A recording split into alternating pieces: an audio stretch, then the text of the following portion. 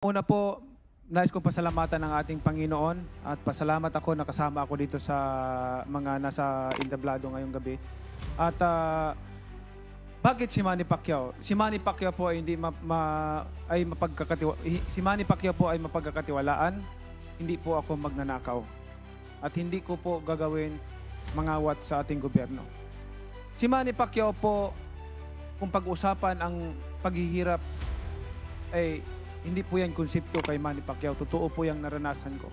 Naranasan ko pong matulog sa kalye. Naranasan ko pong magutom. Naranasan ko pong tubig lang ang inumin para makasurvive, malipas ang gutom. Kaya gagawin ko ang lahat. Maibsan lamang ang paghihirap ng sambayan ng Pilipino. Kay Manny Pacquiao po, hindi po si Manny Pacquiao sinungaling. Sa ngalan ng Diyos, yan po ang aking kasunduan sa bayang Pilipinas. Kaya po hayaan niyo pong dadalhin ko kayo sa kampyonatong hangad ko. Bayan, daghang salamat.